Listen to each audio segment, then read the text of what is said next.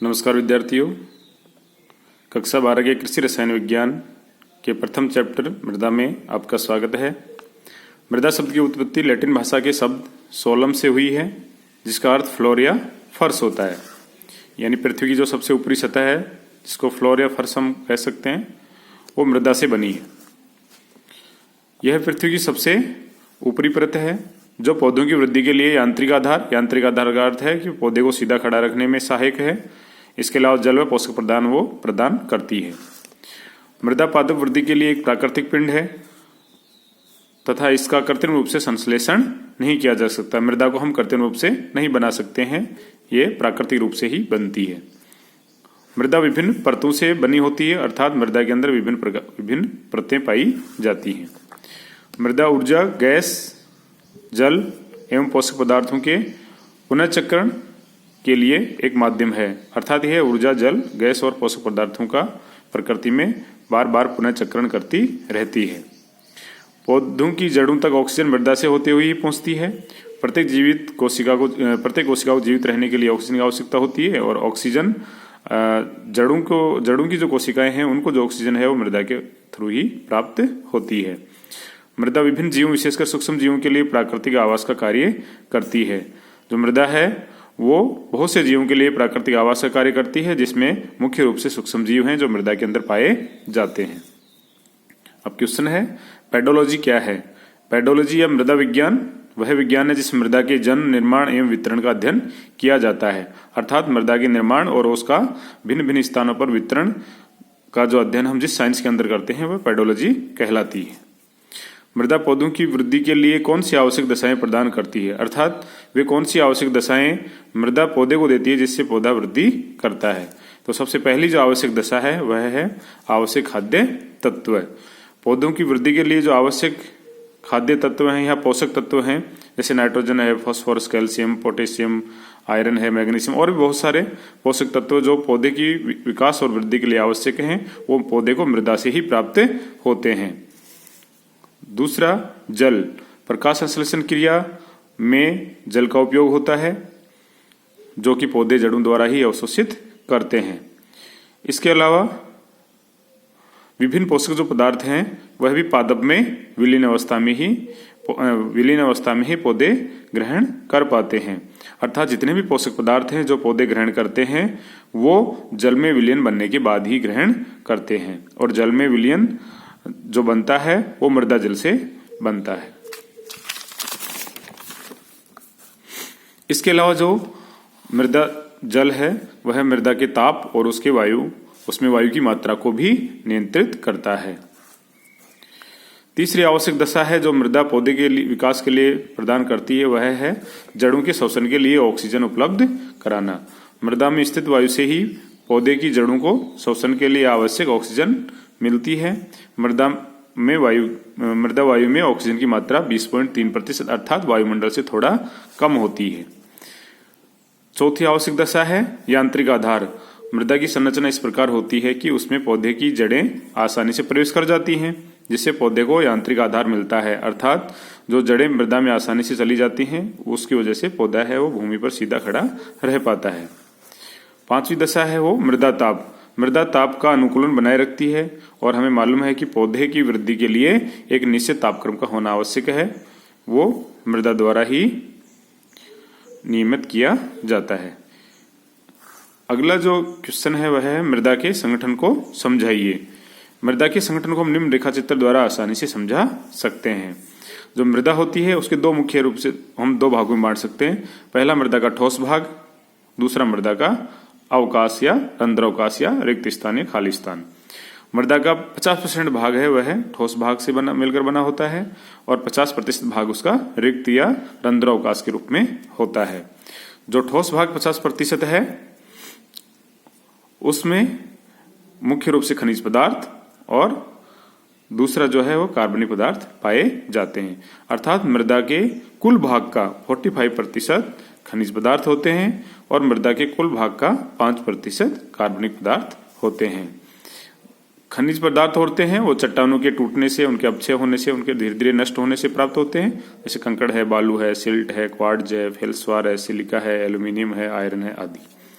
जो कार्बनिक पदार्थ कुल मृदा का 5% भाग बनाते हैं, उसको भी हम आगे 2 भागों में बांट सकते हैं। पहला ह्यूम्स। ह्यूम्स क्या होता है? कार्बनिक पदार्थ हैं, पौधे की पत्तियां हैं, उसकी टहनियां हैं, उनके सड़ने गलने से, घास फूस के सड़ने गलने से, यानी जीवांश के सड़ने गलने से जो भूरे रंग का कार्बनिक अवशेष प्राप्त होता है उसको हम ह्यूम्स कहते हैं, जो पौधे की वृद्धि के लिए बहुत ही उपयोगी होता है। ह्यूम्स व सड़े हुए कार्बनिक पदार्थ जो कार्बनिक पदार्थ का भाग होते हैं। और दूसरा जो भाग है वह जीवित सूक्ष्म जीव मृदा के अंदर पाए जाते हैं। आमतौर पर भी हम देखते हैं कि जब खेतों में हल चलाया जाता है तो उसके पीछे पक्षी भागते हैं। उसका क्या कारण है कि मृदा के अंदर जो सूक्ष्म जीव हैं, कीट हैं, मकोड़े हैं, कीड़े मकोड़े हैं, वो हल चलाने से बाहर निकलते हैं और पक्षी उनका भोजन है। जो रंध्रावकाश है, जो मृदा के कुल भाग का 50% होता है, उसमें आधा भाग जल, मृदा जल के रूप में पाया जाता है और आधा भाग में वायु या मृदा वायु के रूप में पाई जाती है। और जो वायु होती है उसमें कार्बन डाइऑक्साइड की मात्रा 0.3% यानी वायुमंडल से अधिक होती है।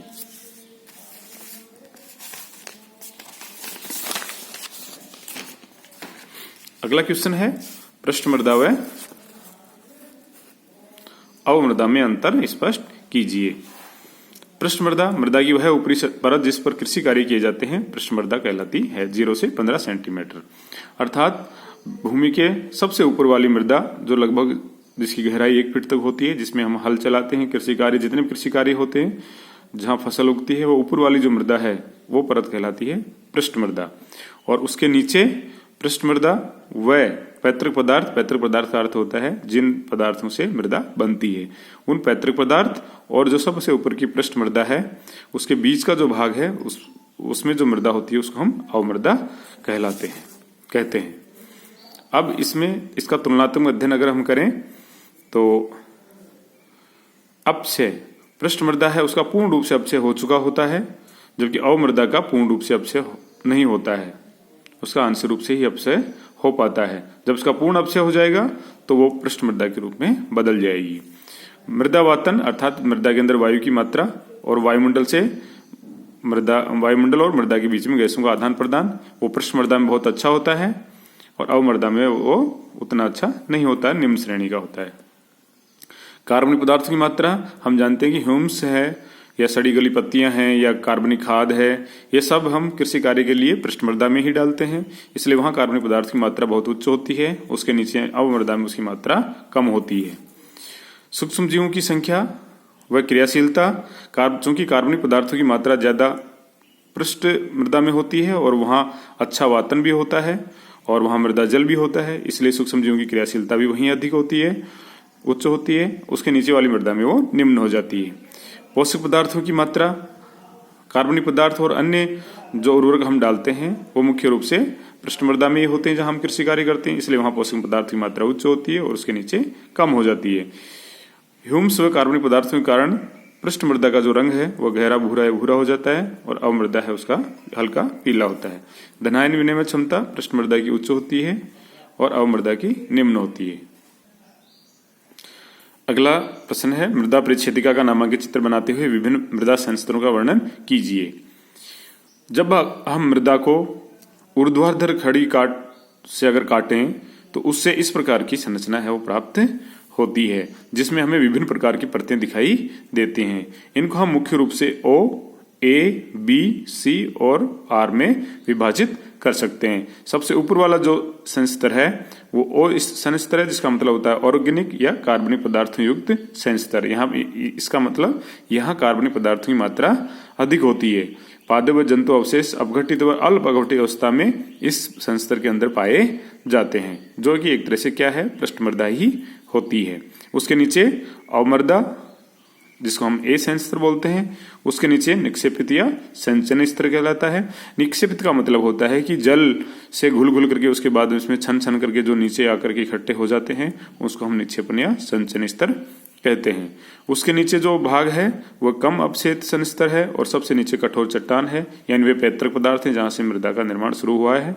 अगर हम इसको दूसरे तरीके से देखना चाहें तो ये सबसे पहले ये कठोर चट्टान है, इसमें कुछ अपक्षय हुआ जिससे कम अपक्षेद संस्तर बना। उसके बाद में इसका और ज्यादा अपक्षय हुआ, इससे बी संस्तर बना, फिर और ज्यादा हुआ तो ए बना, और पूर्ण रूप से अपक्षेद जो स्थिति है वह पृष्ठ मृदा की होती है। इस प्रकार से मृदा स्टेप बाय स्टेप बनती है। इसका डिटेल में हम इस प्रकार से यहाँ अध्ययन करेंगे। सबसे पहला संस्तर जैसा कि हमने देखा है ओ संस्तर है।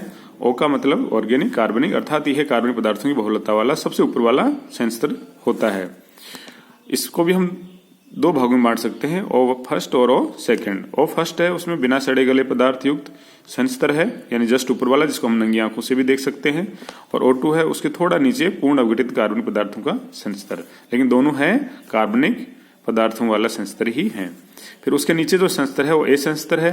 यह सबसे ऊपरी खनिज संस्तर है, यानी ऊपर कार्बनिक पदार्थों वाला संस्तर आ गया, उसके नीचे खनिज पदार्थों वाला संस्तर आ गया, जिसको भी हम तीन भागों में बांट सकते हैं, A1, A2 और A3। A1 है वो चूंकि O संस्तर के संपर्क में है, इसलिए उसमें कुछ मात्रा में कार्बनिक पदार्थ पाए जाते हैं, शेष उसमें खनिज होते हैं, इस मिश्रण से बना हुआ A1 होता है। उसके नीचे दोनों संस्तर हैं वो खनिजों के संस्तर होते हैं, जिसमें A2 में क्वार्ट्ज की अधिकता होती है, और A3 होता है वो परिवर्तनशील खनिज संस्तर होता है। ए के बाद में जो नीचे वाला संस्तर है वो बी संस्तर होते हैं। इसमें मुख्य मात्रा है वो मृतिका की, आयरन और एल्यूमिनियम के ऑक्साइड होते हैं, जो निष्कासित होकर के वहां जमा हो जाते हैं। उसके नीचे सी संस्तर है, यानी सी लेयर है, कम अपघटित व अपक्षेद मूल पदार्थों से बना संस्तर है। ये मूल पदार्थों से जस्ट ऊपर वाला है, जहां कम अपघटित और अपक्षेद मूल पदार्थ पाए जाते हैं। और सबसे नीचे मूल संस्तर है, जिसे हम आर संस्तर कहते हैं। मूल का मतलब है कि यही वो संस्तर है जहां से मृदा निर्माण की प्रक्रिया शुरू होती है। यह मूल कठोर चट्टानी संस्तर है जो सबसे नीचे पाया जाता है। अब हम पृथ्वी की संरचना के बारे में देखते हैं कि पृथ्वी कितने मंडलों से मिलकर बनी है। तो पृथ्वी 3 मंडलों से मिलकर बनी होती है। वायुमंडल है, जलमंडल और थलमंडल। वायुमंडल है पृथ्वी के कुल भार का 0.03% लगभग है। जलमंडल है कुल भार का 6.9% है। लेकिन जलमंडल का जो पृथ्वी का कुल भार है वो तो 6.9% है, परंतु वो पृथ्वी की 70% सतह पर फैला हुआ है। अगर आयतन के रूप से देखें तो पृथ्वी की 70% जो भाग है वो जल द्वारा ढका हुआ है, लेकिन अगर हम भार के मामले में तुलना करें तो वो 6.9% है। फिर है थलमंडल, पृथ्वी के कुल भार का 93.2 लगभग है, और इसका घनत्व 5.5 होता है थलमंडल। हम इसमें थलमंडल के बारे में ही पढ़ने वाले हैं। थलमंडल की सबसे ऊपर की जो परत होती है उसको हम भूपपड़ी कहते हैं, यानी पृथ्वी के सबसे ऊपर की पपड़ी भूपपड़ी या अर्धकृष्ट कहलाता है। थलमंडल की सबसे ऊपरी परत भूपपड़ी कहलाती है। इसका घनत्व 2.5 से 3.0 तक होता है तथा मोटाई 10 से 20 मील तक होती है। इसके 2 स्तर होते हैं, पहले को हम सियाल बोलते हैं और दूसरे को हम सीमा बोलते हैं। प्रथम स्तर है भूपपड़ी का सबसे ऊपर वाला स्तर है, उसको सियाल हम इसलिए बोलते हैं कि उसमें सिलिकॉन और एल्यूमिनियम का बाहुल्य होता है। ऊपरी स्तर है जो एल्यूमिनियम सिलिकेट खनिजों से बना होता है, यानी एल्यूमिनियम और सिलिका के जो खनिज हैं उनसे बना होता है। इसका घनत्व 2.65 ग्राम प्रति सेंटीमीटर क्यूब होता है। उसके बाद जो दूसरा संस्तर है वह सीमा कहलाता है। SI सीमा मतलब सिलिकॉन, और MA यहाँ जो MA है वो आया है मैग्नीशियम के लिए। तो यहाँ सिलिकॉन और मैग्नीशियम की बाहुल्यता होती है, और यहाँ सिलिकॉन और एल्यूमिनियम के खनिजों की बाहुल्यता होती है। यह सियाल के नीचे की परत है जो मैग्नीशियम सिलिकेट खनिजों से बनी होती है। यानी भूपपड़ी को हम मुख्य रूप से 2 स्तरों में डिवाइड कर सकते हैं। सबसे ऊपर वाला है सियाल, उसके नीचे सीमा। सियाल का मतलब वहां सिलिकॉन और एल्यूमिनियम के खनिज पाए जाते हैं, उसके जस्ट नीचे है वहां सिलिकॉन और मैग्नीशियम के खनिजों की बहुलता होती है। अब हम अगला क्वेश्चन हमारा है, चट्टान किसे कहते हैं? चट्टानों के प्रकार लिखिए। एक या एक से अधिक पदार्थों से बना ठोस पिंड चट्टान कहलाता है। सामान्य रूप से हम पहाड़ों के अंदर जो बड़े बड़े पत्थर होते हैं उनको चट्टान समझते हैं, वो भी चट्टाने हैं। इस प्रकार कोई भी ऐसा ठोस पिंड, प्राकृतिक पिंड जो एक या एक से अधिक पदार्थों से बना है उसको हम चट्टान कहते हैं। चट्टानों को मुख्य रूप से 3 भागों में बांटा जा सकता है। आग्नेय जो कि मूल चट्टाने हैं, अवसादी जो आग्नेय चट्टानों के अपक्षय से बनती हैं, और रूपांतरित जो इन दोनों में परिवर्तन के द्वारा बनती हैं। तो 3 प्रकार की होती हैं चट्टाने: आग्नेय चट्टान, मूल चट्टान, अवसादी चट्टान, आग्नेय चट्टान के अपक्षय से बनने वाली चट्टान, रूपांतरित चट्टान। इन दोनों में भौतिक और रासायनिक परिवर्तनों से बनने वाली चट्टान। ये जो तीनों चट्टानों के प्रकार हैं वो उत्पत्ति के आधार पर दिए गए हैं। अब प्रथम चट्टान के बारे में पढ़ते हैं, आग्नेय चट्टानें। ये पिघले हुए आग्नेय चट्टान का मतलब होता है आग, और आग का मतलब होता है लावा। तो ये लावे के जमने से बनती हैं। ये पिघले हुए लावे के पृथ्वी की सतह पर या सतह के अंदर ठंडा होकर जमने या एकत्रित होने से बनती हैं। ये प्राथमिक चट्टानें हैं तथा थलमंडल का 95% भाग है वो आग्नेय चट्टानों से मिलकर ही बना है। ये चट्टानों को हम दो तरीके से वर्गीकृत कर सकते हैं, यानी आग्नेय चट्टानें जो प्रथम प्रकार की हैं उन्हें हम दो प्रकार से वर्गीकृत कर सकते हैं। पहला उनकी उत्पत्ति के आधार पर और दूसरा रासायनिक संगठन के आधार पर। उत्पत्ति के आधार पर चट्टानें हैं वो दो प्रकार की हैं, आंतरिक आग्नेय चट्टानें और बाह्य आग्नेय चट्टानें। लावे की पृथ्वी सतह के नीचे ही ठंडा होकर जमने से बनी चट्टानें आंतरिक आग्नेय चट्टानें कहलाती हैं, जैसे ग्रेनाइट, क्वार्ट्ज, डायोराइट और सेमाइट। तो आंतरिक आग्नेय चट्टानें कहलाती हैं। बाह्य आग्नेय चट्टानें लावे की पृथ्वी सतह पर आकर ठंडा होकर जमने से जो चट्टानें बनती हैं उन्हें बाह्य आग्नेय चट्टानें कह लेते हैं। यानी उत्पत्ति के आधार पर हम ये कह सकते हैं कि जो लावा है अगर वो पृथ्वी की सतह पर आने से पहले ही जमकर ठंडा हो गया है तो वो आंतरिक आग्नेय चट्टान बनाता है, और अगर वो पृथ्वी की सतह को तोड़कर ऊपर आकर के अगर ठंडा होकर चट्टान बनाता है तो उसको हम बाह्य आग्नेय चट्टान कहते हैं। ये इसकी उत्पत्ति के आधार पर है। अब अगर इनको हम रासायनिक संगठन के आधार पर विभाजित करें तो इसको रासायनिक संगठन के आधार पर हम सिलिकॉन की मात्रा के आधार पर, सिलिका की मात्रा के आधार पर वर्गीकृत करते हैं, जिसको हम तीन भागों में बांटा है, अम्लीय, माध्यमिक या सामान्य और भास्मिकीय, जो कि सिलिका की मात्रा के आधार पर है। जो सिलिका होती है वो अम्लीय प्रकृति की होती है, उसकी मात्रा जितना ज्यादा होगी चट्टान अम्लीय होगी। जैसे जैसे उसकी मात्रा घटती जाती है अम्लीयता कम होती जाती है और क्षारीयता बढ़ जाती है। तो जहां सिलिका की मात्रा 65 से 85% वो अम्लीय चट्टान, अम्लीय आग्नेय चट्टान जैसे ग्रेनाइट है, सैंडस्टोन है। अगर उससे थोड़ी कम मात्रा में सिलिका है तो उसको माध्यमिक या सामान्य चट्टान कहते हैं, जिसका उदाहरण एंडीसाइट और डायरोराइट है। इसके बाद और कम अगर सिलिका की मात्रा हो गई है तो उसको हम भास्मिक चट्टान कहेंगे, जैसे बेसाल्ट और लाइम स्टोन। तो इस प्रकार से आग्नेय चट्टानों को हम दो प्रकार से हमने वर्गीकृत किया है। पहला उत्पत्ति के आधार पर, अगर लावा अंदर ही ठंडा हो गया है तो आंतरिक आग्नेय चट्टान, लावा पृथ्वी सतह के ऊपर आकर के ठंडा हुआ तो बाह्य आग्नेय चट्टान। और रासायनिक संगठन में हम सिलिका की मात्रा लेते हैं। सिलिका की मात्रा अगर ज्यादा है इसका मतलब वो अम्लीय चट्टान है, जैसे जैसे कम होती जाएगी उसकी अम्लीयता कम हो जाएगी। आग्नेय चट्टानें स्तरहीन होती है, यानी उसमें कोई स्तर नहीं होता है, क्रिस्टलीय संरचना होती है, बहुत सघन होती हैं, बहुत कठोर होती हैं और अच्छे से संगठित होती हैं। इनमें गोल कणों का अभाव होता है। जिस प्रकार रेत के कण गोल गोल होते हैं वो आग्नेय चट्टानें टूटने से बनते हैं, तो वो अवसादी चट्टानों में आ गए इसलिए वो गोल कण होते हैं, लेकिन आग्नेय चट्टान में गोल कणों का अभाव होता है। निम्न पर टिप्पणी लिखी। नेक्स्ट क्वेश्चन है ग्रेनाइट और बेसाल्ट। ग्रेनाइट कठोर, क्रिस्टलीय, अम्लीय, मोटे दाने वाली संपुंजित क्या होता है, आग्नेय चट्टान है। इसका रंग हल्का होता है, दाने चमकदार होते हैं। ये फेल्सपार, माइका, क्वार्ट्ज, हार्नब्लेंड, ऑर्थोक्लेज आदि चट्टानों से मिलकर बनता है ग्रेनाइट। और ग्रेनाइट नॉर्मली हमारे घरों में काम आता है। ग्रेनाइट पत्थर, उसके बारे में हम थोड़ा बहुत जानते हैं। बेसाल्ट, ये सूक्ष्म क्रिस्टलीय गठन वाली चट्टानें हैं। इनका रंग थोड़ा गहरा होता है, मुख्यतः काला और भूरा होता है। ये कठोर और दानेदार होती हैं तथा क्षारीय प्रकृति की होती हैं। दूसरे प्रकार की जो चट्टानें हैं, आग्नेय चट्टानों के बाद दूसरी प्रकार की जो चट्टानें हैं वो अवसादी या परतदार चट्टानें होती हैं। आग्नेय चट्टानों के अपक्षय से प्राप्त तलछट के जल व वायु द्वारा एक स्थान से दूसरे स्थान पर जमा होने से बनने वाली चट्टानें अवसादी चट्टानें कहलाती हैं। अर्थात समय के साथ कालांतर में आग्नेय चट्टानें धीरे धीरे टूटकर, प्राकृतिक कारणों और कृत्रिम कारणों से टूटकर धीरे धीरे वो जल और वायु के द्वारा एक स्थान से दूसरे स्थान पर जाकर धीरे धीरे जमा होने लग जाती हैं, जिससे परतें बनना शुरू हो जाती हैं, इसलिए इनको परतदार चट्टानें कहते हैं। तो अवसादी चट्टानें हैं वो आग्नेय चट्टानों के अपक्षय या टूटने से बनती हैं।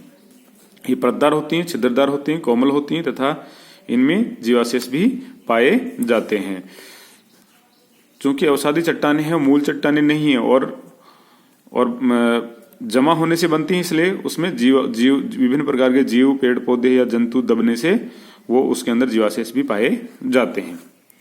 अब है निम्न पर टिप्पणी लिखिए। चूना पत्थर और बालू पत्थर। चूना पत्थर, ये चट्टानें सीप, घोंगा, मूंगा एवं जलीय पौधों से बनती हैं। जैसे ऑस्ट्रेलिया की ग्रेट बैरियर रीफ है, वो इसी प्रकार का चूना पत्थर का ही एक उदाहरण है, जो जलीय जंतु जैसे सीप है, घोंगा है, मूंगा है और दूसरे जो जलीय पौधे हैं उनके जमा होने से वो जो धीरे धीरे जमा होकर के वो कठोर बन जाते हैं और चट्टान का रूप ले लेते हैं, जिसको हम चूना पत्थर कहते हैं। चूना पत्थर के अंदर चूने की मात्रा अधिक होती है। इसमें 40 से 98% तक चूना यानी कैल्शियम कार्बोनेट पाया जाता है, जो हाइड्रोक्लोरिक एसिड से क्रिया करके, जिसको हम नमक का अम्ल भी कहते हैं, क्रिया करके CO2 बनाती है। इस चूना पत्थर का रंग है सफेद, भूरा या दूसरा रंग का भी हो सकता है। इसके बाद है बालू पत्थर। बालू का मतलब सैंड यानी जो मिट्टी से बनी है। ये चट्टानें बालू से बनती हैं, जिनमें मुख्य रूप से क्वार्ट्ज, सिलिका, लोहा ऑक्साइड व चूना पाया जाता है। ये स्तरित चट्टानें हैं, यानी इनमें स्तर पाए जाते हैं, एक के बाद स्तर पाए जाते हैं, तथा इनकी सतह होती है वो खुरदरी होती है। इसके बाद तीसरे प्रकार की चट्टानें हैं रूपांतरित चट्टानें। आग्नेय व अवसादी चट्टानों में जल, दाब, ताप के प्रभाव से रासायनिक व भौतिक परिवर्तनों से बनी चट्टानें रूपांतरित चट्टानें कहलाती हैं। अर्थात आग्नेय चट्टानों और अवसादी चट्टानों में जल के प्रभाव से, दाब के प्रभाव से, ताप के प्रभाव से जब रासायनिक या भौतिक परिवर्तन हो जाते हैं तो रूपांतरित भौतिक परिवर्तन से जब वो रूपांतरित हो जाती है तो ऐसी चट्टान है वो रूपांतरित चट्टानें कहलाती हैं। उदाहरण स्लेट है, संगमरमर है, ये रूपांतरित चट्टानें हैं। रूपांतरित चट्टानें भी दो प्रकार की होती हैं, सल्कित चट्टानें और असल्कित चट्टानें। सल्कित चट्टानों का मतलब होता है जिसमें चट्टान पर सल्क पाए जाते हैं। सल्क का मतलब जिस प्रकार प्याज में एक के बाद परत होती हैं, छिलके होते हैं, उस छिलके को हम क्या बोलते हैं? सल्क बोलते हैं। तो इस प्रकार से अगर स्तर होंगे, सल्क होंगे तो उसको हम सल्क की संरचना बोलेंगे, और अगर ऐसा नहीं होगा, ये समान रूप से वितरित होंगे तो उसको बोलेंगे हम असल्कित चट्टान। तो इनकी संरचना सल्कित होती है, जिसमें खनिज समानांतर प्लेट जैसे प्याज के छिलके होते हैं ऐसे संरचना में जमा होते हैं। और असल्कित में क्या होता है? उसमें सल्क नहीं पाए जाते हैं और वो खनिज समानांतर प्लेट नुमा के बजाय समान रूप से वो वितरित पूरे में होते हैं। इसका उदाहरण जैसे नीस है, मैग्नेटाइट है, सिस्ट है, इसका जैसे डोलोमाइट है, क्वार्ट्ज है। इस प्रकार से ये चट्टानों के प्रकार हैं। इन चट्टानों के बारे में समझने में अगर कहीं दिक्कत आती है तो उसके लिए हम इंटरनेट से इनको टाइप करके इनके फोटो हम डाउनलोड कर सकते हैं, जिसके बाद इससे हम तुलना करके देखेंगे तो हमें और अच्छे समझ में आएगा। धन्यवाद।